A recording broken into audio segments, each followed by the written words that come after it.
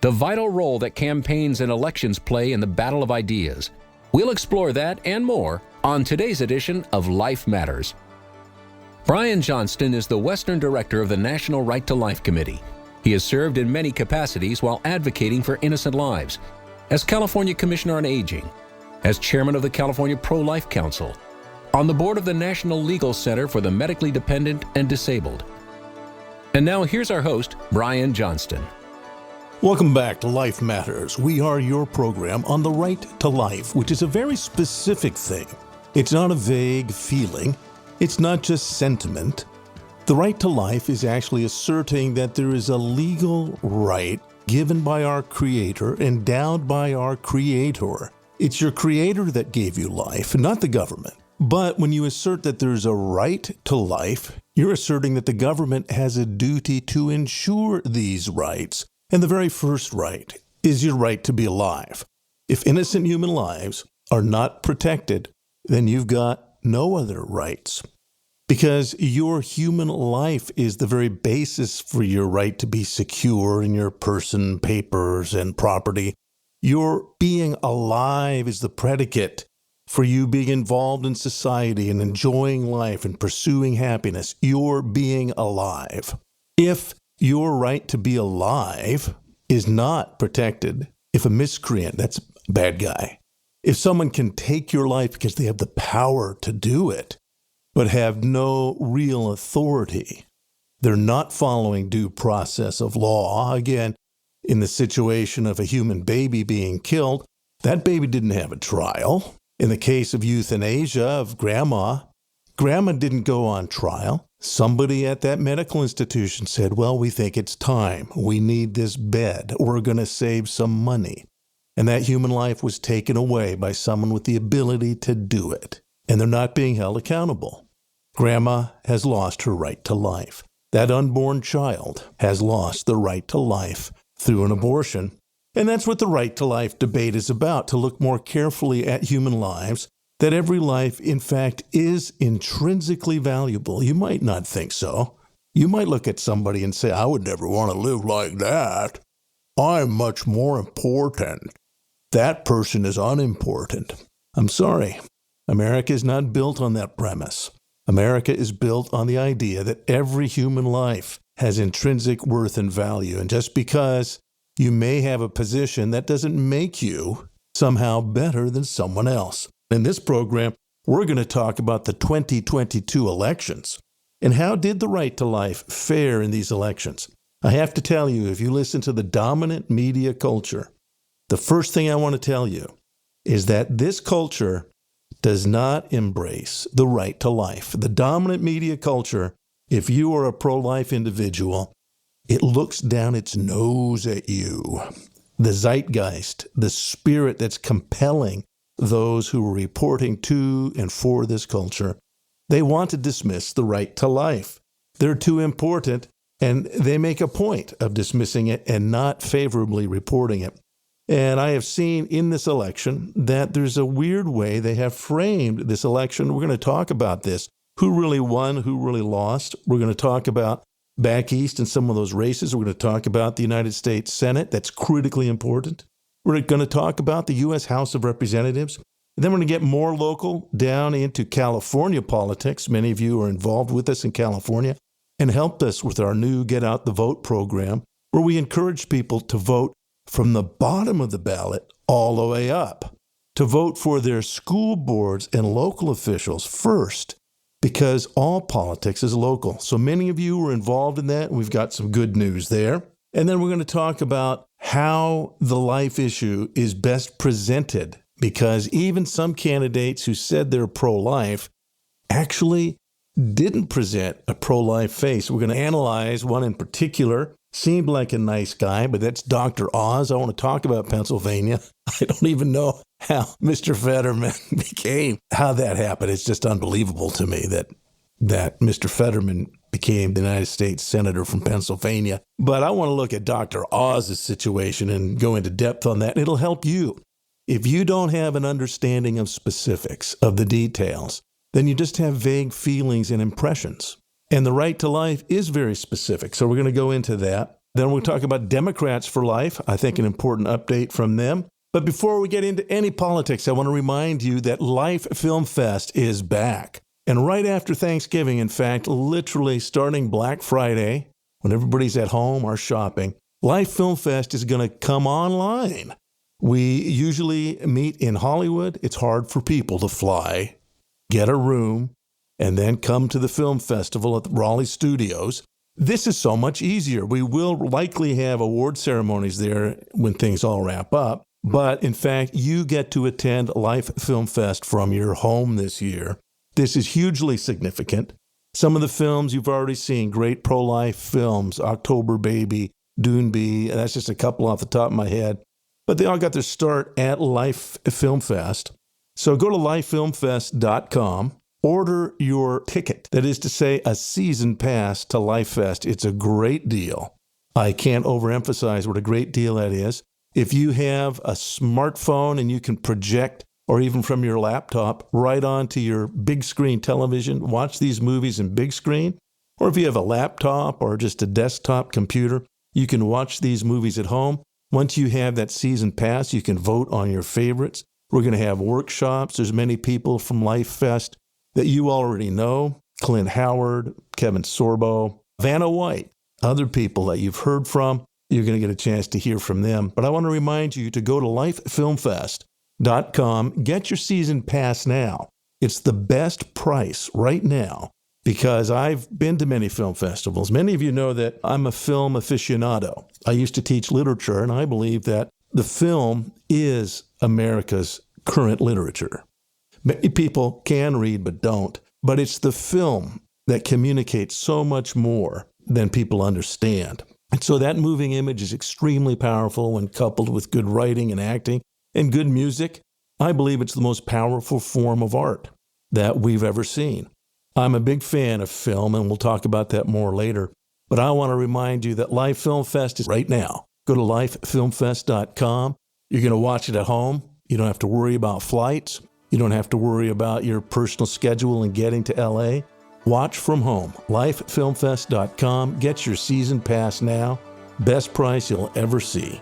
We'll be right back. We're going to talk about politics in America in 2022 when we come back. Life Matters continues after this.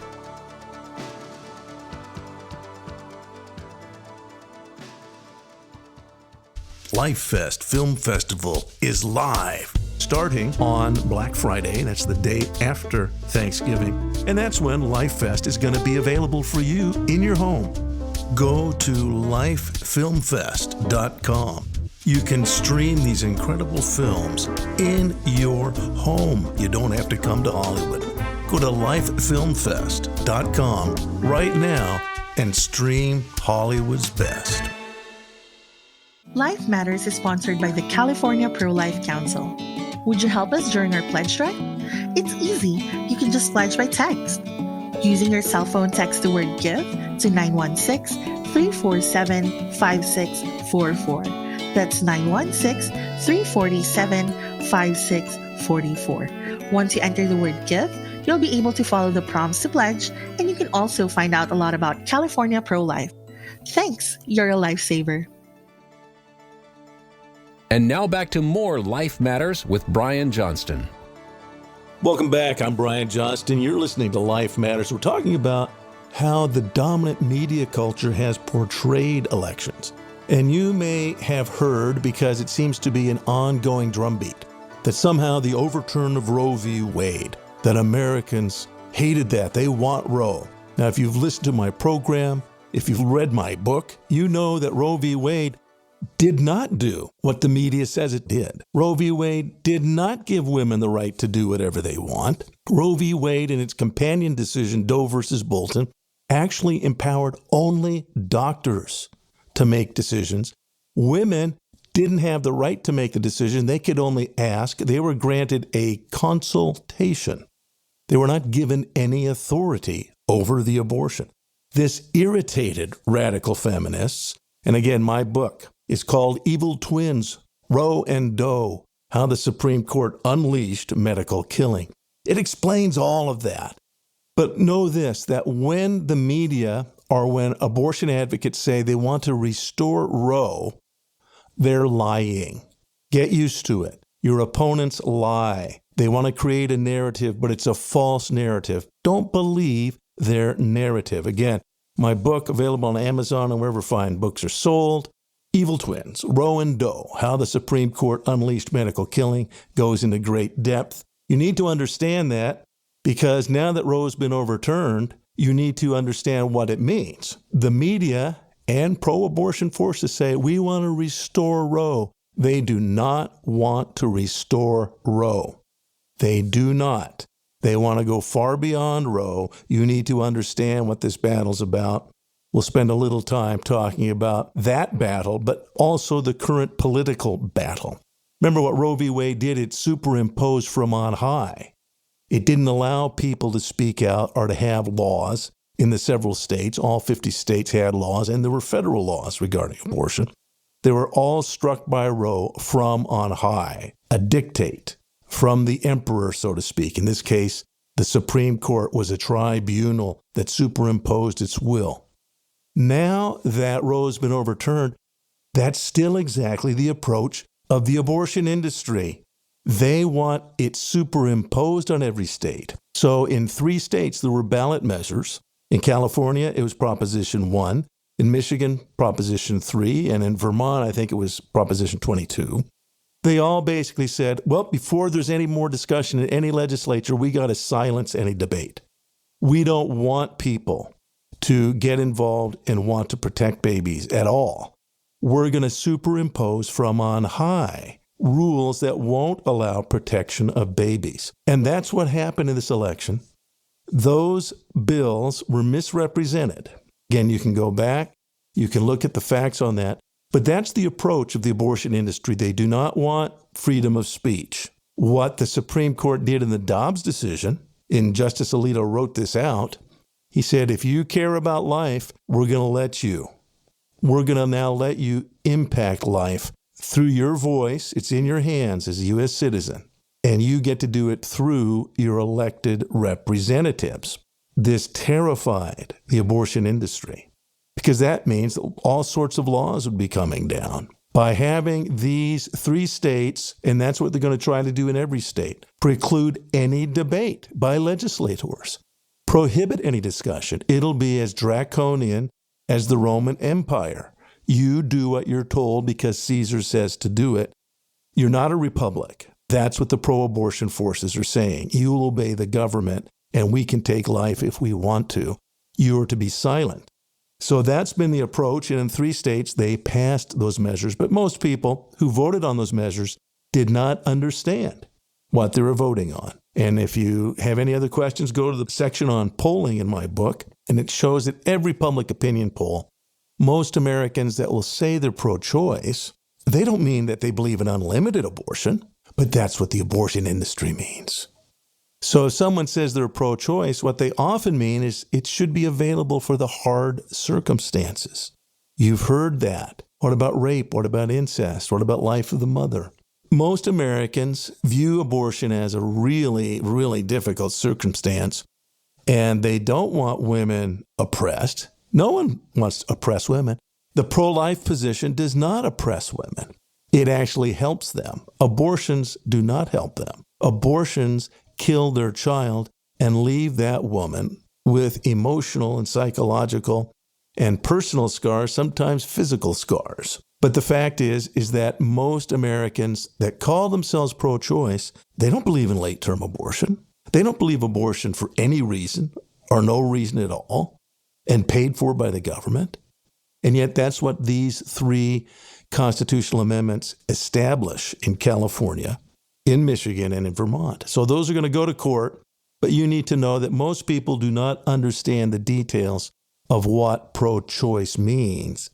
And they may call themselves pro-choice, but in fact, what they really want is some kind of balancing of rights between the mother and child.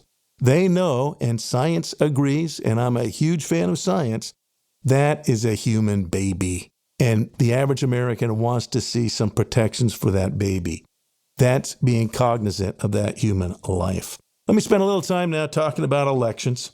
Specifically, I mentioned that in Pennsylvania, we had a candidate, nice guy. I've seen him, but I don't know him. You know him as well as Dr. Oz, his own television show. He was a discovery of Oprah Winfrey, who really likes television and the emotional impact of television. Oprah is very emotionally rooted, and that's fine, but they're facts that transcend emotion. And if we want to follow what's true and right, we have to be cognizant of our emotions, but we need to make sure that facts are not determined by our feelings. And that's an important distinction. Well, Dr. Oz, when he was asked about the issue, he said he's pro-life. However, when he got into the details, he immediately stepped into fog. And that is not the way to address the pro-life issue. You must be specific. Just as I mentioned, if someone says they're pro-choice, you need to ask them, well, what do you mean by that? So you're okay with a child on the delivery table and just before they're born, with aborting them instead of allowing them to be born? You're okay with that? And when there's nothing wrong with the child? No, well, of course not. I don't believe in that. Okay, well, in the 8th month, in the 7th month, where do you draw the line? And you'll find that most people do draw a line. Often, they will volunteer because they think this is what Roe did. They'll volunteer. We're at the first trimester. At 3 months, I'll draw. That's a very, very common line to draw. And then specifically, and it's from some of the language used in Roe, again, which misrepresents its true effect. But then they'll talk about some of the difficult circumstances. Rape, incest, life of the mother, severe fetal deformity. That's the typical litany. But that is not where the abortion industry is at. That is not where the abortion lobby is at. That is not where the media is at. The media believes in choice abortion, abortion throughout all 9 months, for any reason and no reason in particular. And when you describe that and what Dr. Oz should have done, if he is pro-life, he should have said, look, I want to have some balancing of rights. I think that's a human baby and should be offered some protection somewhere along the line. Let's find out. Let's talk it through. I want to protect that baby. But my opponent, Mr. Fetterman, believes in unlimited abortion. He is the radical. He is putting a belief system which does not acknowledge science. That's a human baby. And there are people waiting to adopt that baby. Mr. Fetterman is a radical, and he's tied to the most radical elements of the Democrat Party. I wish that Dr. Oz had done that. But instead, he did what a lot of candidates will do because they want to avoid the issue. The other thing that Dr. Oz did is very, very dangerous. He said, well, I'm a doctor, and I know there's difficult circumstances. So I want to make sure that doctors have an ability to be involved in these difficult circumstances and to talk it through with the mother. Well, hang on a second. That sounds hauntingly familiar. Not only is it what is typically said, it's a decision with the woman and her doctor. That's the typical phraseology for unlimited abortion.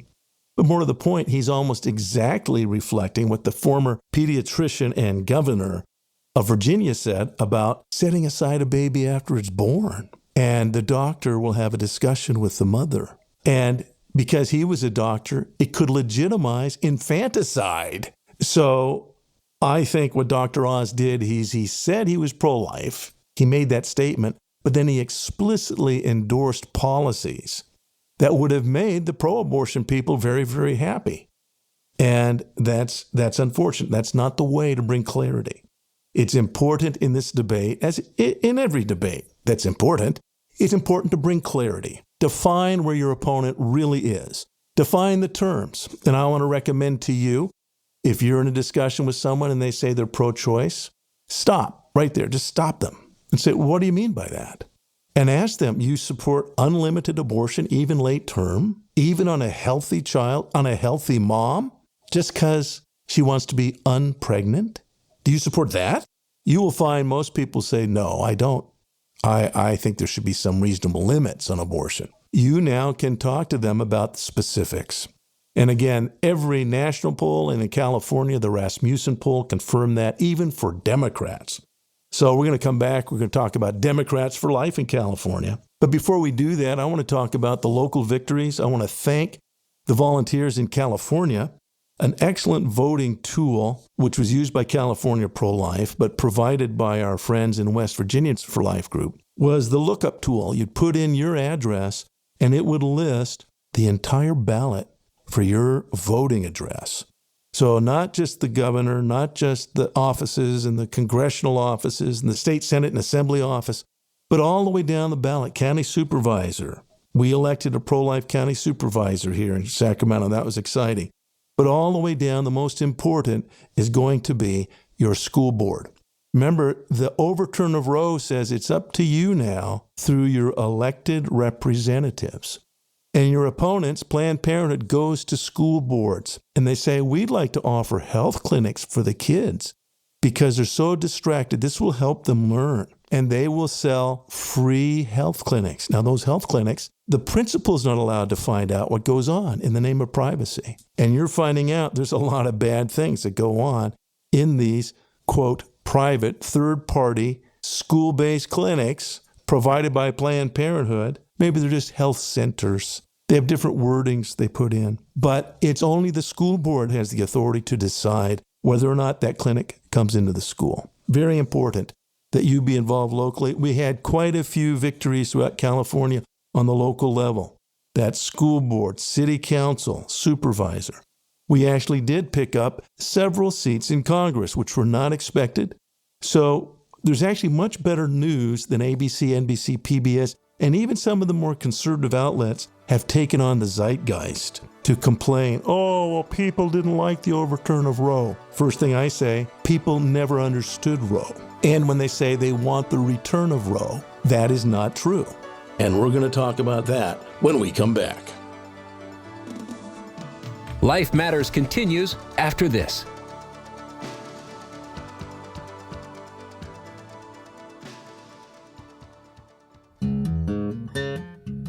Life Film Fest is the creative outreach in Hollywood that's changing Hollywood and the culture. There's many films you've already seen that actually had their start at Life Fest in Hollywood, their premiere. But more than that, we work with people throughout the industry who want to creatively bring the message of life. Not just hit you over the head with it or preach to you about it, but creatively impact the culture so that hearts and minds of our fellow citizens understand the depth and the breadth and the warp and the woof of what the right to life really is. Be part of Life Fest Film Festival and make a difference. Every life does matter. Every life is significant. Find out about the exciting cultural change impacting Hollywood. Go to lifefilmfest.com.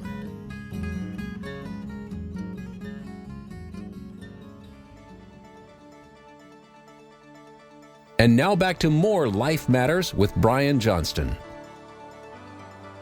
Now I want to talk about Democrats for Life in California. I have a phone call coming up here where you hear from Louis Shapiro, a key volunteer. What I like about Democrats for Life in California is they're now fighting within the Democrat Party for life. For a while there, they were just going along to get along in the Democrat Party. Well, that didn't bother the leadership of the Democrats. Oh, you're pro-life, fine. And you're a Democrat, fine. And they had nothing else to say to you. But now the Democrats for Life are fighting for life. And I want you to listen to this interview with Louis Shapiro of Democrats for Life. Please excuse the sound. It's a rough phone call, but it's important. Well, I've got Louis Shapiro on the line. Louis is an old friend. He's a committed pro-life Democrat. What I like about Louis is he's made the pro-life issue his defining issue, not his Democrat Party's involvement. And that makes him stand out a lot. And it's how I feel about the Republican Party, that you have to have values and a bottom line. In California now, folks, as we were saying, the laws have changed. And so in many districts, and it was designed this way, unfortunately, in the general election, you have two people of the same party. Most of these cases have been Democrat versus Democrat. I'm in one of those districts, Democrat versus Democrats. But Democrats for Life came up with a very wise example. They're fighting for life within the Democrat Party. Louis, tell me what you advise in those situations where it's Democrat versus Democrat, but Planned Parenthood endorses one of the Democrats. Well, since life is the primary issue in any discussion about freedom and politics, if an abortion factory, which is death dealing to any future generation, that endorsed politician should be erased from the ballot because he's against anything that we stand for. life, liberty, and pursuit of happiness. I mean, life, being endorsed by Planned Parenthood is the kiss of death. I mean, that's exactly the point. I mean, death is not what we want. We're all going to die, but we want to live before we die. No, your point is so well taken, because it isn't for Planned Parenthood. Yes, they believe in all abortions at all times, and that's a public policy. They will not endorse you unless you support all abortions. But more to the point, they actually make money. They're in the business, as you say. They're an abortion factory. Yeah, big business. And so if they endorse a candidate and not the other one, that tells you their endorsed candidate is a real problem. And Louis' organization in endorsing and pointing out, really, he's making these recommendations. And Democrats for Life recommended Yvette Nguyen in Assembly District 10, where I live. But by my vote, I harmed the Planned Parenthood endorsed candidate. And as Louis just said, if you're endorsed by Planned Parenthood, that should be the kiss of death politically. And when the Democrat Party sees that, by the way, Yvette Nguyen won the race. She won. And now the Democrats are wondering, was this because Planned Parenthood pushed people to vote for her? Maybe it really is the kiss of death. So I want to congratulate Democrats for Life and Louis in particular. He has always fought for the pro-life candidate, even Republicans. He'll fight for Republicans. And so this is critically important, and I can't thank you enough. And for really fighting, if pro-life Democrats really fight for pro-life candidates, we're going to be able to pass pro-life laws. And that's what the Dobbs decision said, is that you get to elect people who are going to make your laws. And if you want to see babies protected, then you better elect pro-life lawmakers. And as Louis has pointed out, if Planned Parenthood wants to endorse a candidate, you better tell others, as Louis did, and as the Democrats for Life in California pointed out, it should be the kiss of death. Help the opponent. Make sure the Planned Parenthood candidate does not advance. That's how you fight. And so, Louis, thank you, and they can find out more at prolifedemocrats.org. And thanks for being on with us. Okay, thank you for having me. So that was Louis Shapiro with Democrats for Life, and I want to underscore why this is important. It is creating confusion in the Democrat Party. This is important because it should be the kiss of death. If Planned Parenthood, which owns abortion clinics, they're not just advocates for unlimited abortion, they're doing them. They're collecting money from the state to do that. And if they endorse a candidate, that should be the kiss of death. So it's good to be an American. It's good to have the right to vote and to support those candidates who will support protection for the innocent. Thanks for listening to Life Matters. Remember, Life Fest Film Festival. Get your season pass. LifeFilmFest.com, and we'll be back next week. Life Matters is a production of the California Pro-Life Council.